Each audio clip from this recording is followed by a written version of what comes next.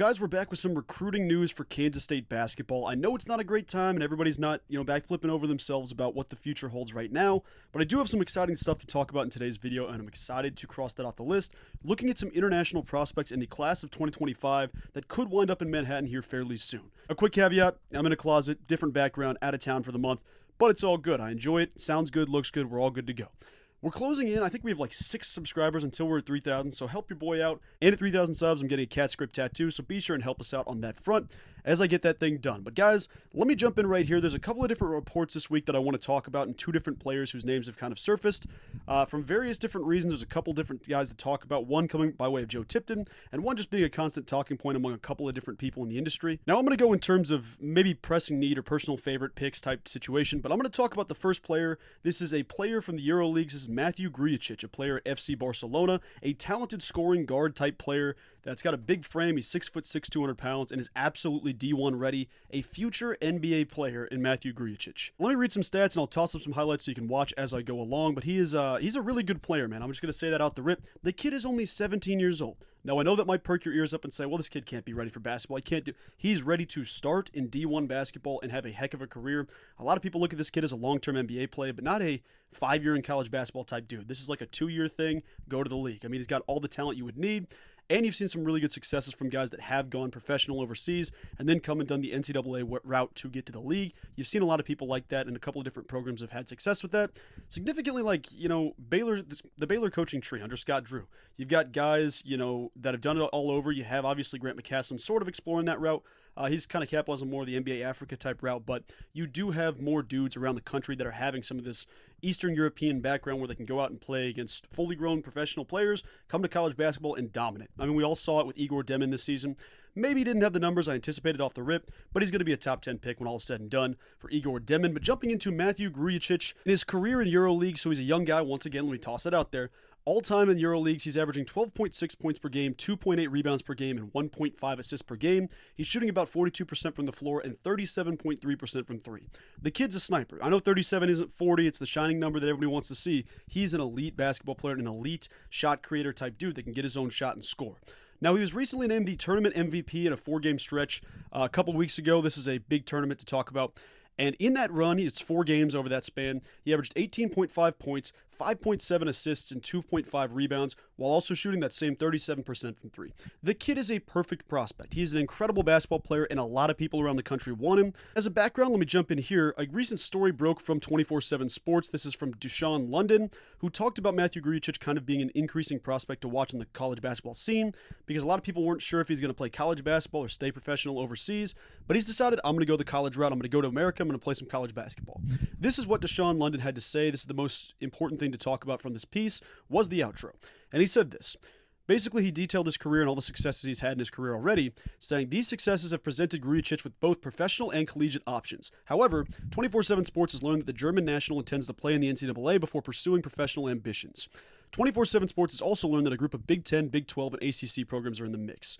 Grujicic aims to shorten the list of schools that are recruiting him by the middle of April, and at the latest, to make a decision before summer.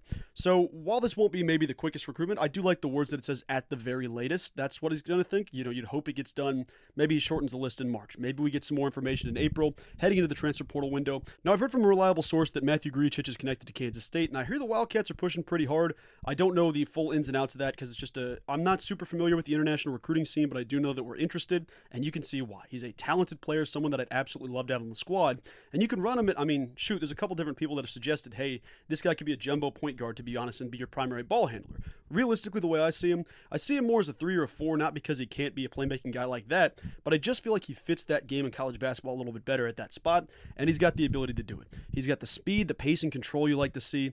And selfishly for me, like whenever I watch, a lot of the EuroLeague type dudes, obviously my brain goes to Luka Doncic. Obviously it goes to Jokic to a certain point. Like there's the dudes that immediately come to your mind in that front thing, and you try to find little pieces of the similarities in their game.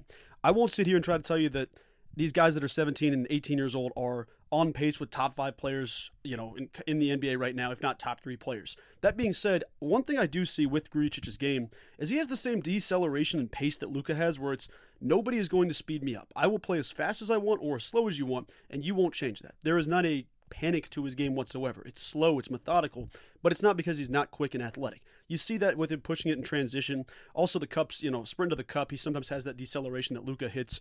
So something that I really, really enjoy to see. And I think if the kid can get to Kansas State, it'd be massive. I know we're not exactly the best program right now in terms of trending the right direction.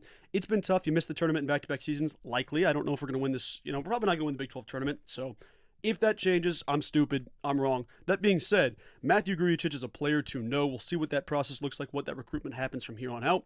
But I do know Kansas State's a serious player in that game, and there's a couple different international prospects they have been linked to and have talked to an extent. I know Thomas Passong was one we talked in a couple of videos ago.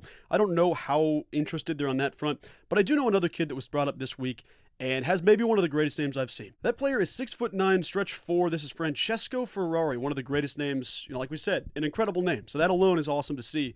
Let me tell you a little bit about Francesco before I give you some more intel on that front. Francesco Ferrari is 6'9", 215 pounds-ish, 210 pounds. He's been averaging in his career 9.2 points per game, 5.6 rebounds, on 52% shooting from the field and 36.1% from three. It's pretty dang good for a dude that's 6'9". Is kind of a typical forward-ish dude, but obviously has the ability to step out and shoot. Watching some of his highlights, and I'll toss them up here if you're not already seeing them, there's one that, the language of Joe Tipton's tweet caught my eye, and I had to kind of go ask for further clarification on this to get the full information from what I heard. And for this offer, the way that Joe Tipton wrote this, because he showed the graphic and said, hey, there's 5 or 6 teams that have offered this kid. It's Washington State, Kansas State, DePaul, SMU, St. Mary's. Looking through this tweet, the language made me kind of perk my eyes up because it said, the 6'9" stretch forward is finishing up his first professional season but remains NCAA eligible and holds offers from St. Mary's, SMU, DePaul, Kansas State, Washington State, looking to play in the class of 2025. The reason my brain kind of went, well, that's a little strange, the wording there, is the idea of holds offers. I know this is such a small, specific thing, but the way it's said, it makes it feel like this is an outstanding offer that's been there for a couple of months or been there for a couple of weeks. It's not something that just right away happened, because you saw the way Joe Tipton talked about the Thomas Passong thing, and it's just picked up offers from these guys and these guys and these guys, which leads me to think it's less urgent on the Francesco Ferrari situation. So I went to ask a source for some clarification on that front. It does sound like they're not as they're not pushing that to have both dudes on the rip. At some point, there's a give and take to how many dudes you can add from a certain spot. Not saying you couldn't have a whole team of EuroLeague type dudes, but for Francesco Ferrari, I'm definitely less, enthusiastic about his game. I don't think he'd be as good of a fit in D1 basketball. The way I see it, and some people have described it, his ceiling could be NBA stuff, but it's more so he could be a high major contributor. A lot of people look at him and say, you know what, he can play, but it's going to take him a little bit more time just because he's been in the situation where he's been a good player, but hasn't necessarily established himself as an elite dude like you're seeing with Mathieu Grujicic. It's just something where I'm kind of that language didn't quite stand out to me. It didn't captivate me, so I don't know that Kansas State is going to be maybe not pursuing it, maybe not at the front runner. There's going to be a question, and nothing's official till nothing's official. Nothing's official until it's official. But for both Mathieu Grujicic and Francesco Ferrari, the way I see it, you're trying to prioritize Mathieu Grujicic. I've given him the nickname Gru. We're going to call him Gru on the channel. You go after this kid all in. You go balls to the walls. Anything you can do, go get Gru on your team. For a plethora of reasons. And it's not to say that it's, you just want a one-and-done NBA guy. I do think he's going to be in college basketball for 2 years and then go to the league. Maybe he'll stick around for 3, but I think it's probably a 2-year type thing. With Gru, he's a guy that can immediately start at the 4 and has so much room to grow, even though his floor is already incredibly high. He's not a volatile player where it's, all right, this game he's going to go 0 of 7 from the field or 1 of 10 from the field and kind of do a Caleb Love situation where it's, okay, he's either going to give you 30 points or he'll give you 2 and a bunch of turnovers. This is a dude whose floor is incredibly high. It is consistent. It is playing the right way. It's going physical, fast, pushing it, transition. Can also defend. I know this might not get the love it deserves, but Gru's actually a pretty dang good player, also being 6'6", 200 pounds at the guard spot. That'll do it. That'll help you to have that length. It is definitely something cool to see, and I do think he's going to be a guy that Kansas State is all in on.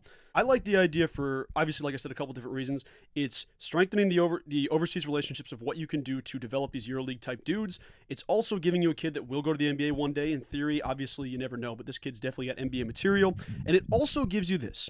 Because the kid's not in the transfer portal, and I'm not sitting here saying he's not going to get a chunk of NIL money. I don't quite know what the NIL money is for that. Obviously, with David Gasson, you worked it out. You do the overseas thing. You figure out some NIL stuff with David Gasson for guys that are, born out of the country. The way you look at this is this. With Mathieu Grujicic, he saves you a little bit of money in the long run, in theory, because I don't know what the NIL money is, but you would think it would save you some money in a rate where we're not looking at just the traditional one-track way of we have to recruit everybody through the transfer portal. Obviously, you want to retain a couple pieces, and we'll talk about a transfer portal video here in a couple of weeks. Well, not a couple of weeks, a couple of days where I kind of outline what I want to see in the transfer portal, but you get a guy that's going to be a starter, probably going to give you 10 and 5 off the rip, and a guy that has an incredibly high floor that will be consistently there night in, night out. He might also not cost you $1 million to do that. Not saying that I know how much money it is, but I do think the EuroLeague alternative being, okay, we need to pursue guys in a different fashion than just what everybody else is. You're going your own way. You're going your own path, and I appreciate that for Kansas State staff. Trying to turn over rocks to find dudes. I know Coach Tank talks about that, but you need some players. You need some players if you're going to right this ship, because it's at a spot where it's not consistent, and I don't know what to say other than you need players to make this thing work right now. So for Kansas State basketball, for the international prospects, I would expect to see more conversation around Mathieu Grujicic. Will we be on the cut-down list? I would assume so when that time comes, but obviously things can change rapidly. But from what I understand, these are two dudes to keep in your mind. Less so Francesco Ferrari, as cool as the name is, but Mathieu Grujicic definitely 1A on this big board of the EuroLeague players. But that'll do it for today's video, guys. Just wanted to kind of give you an idea of where we're headed next beyond just the transfer portal. But the transfer portal is going to kick off in like 48 hours, where depending on if you win games, if you lose games in the Big 12 tournament, the second your team is done, dudes flood the portal. Kansas State might be hit or miss on that if we see a bunch of people mass exodus or not. But I wanted to get ahead of this EuroLeague type video recruiting. But that's going to do it for today's video, and I'll talk to you all soon. Go Cats!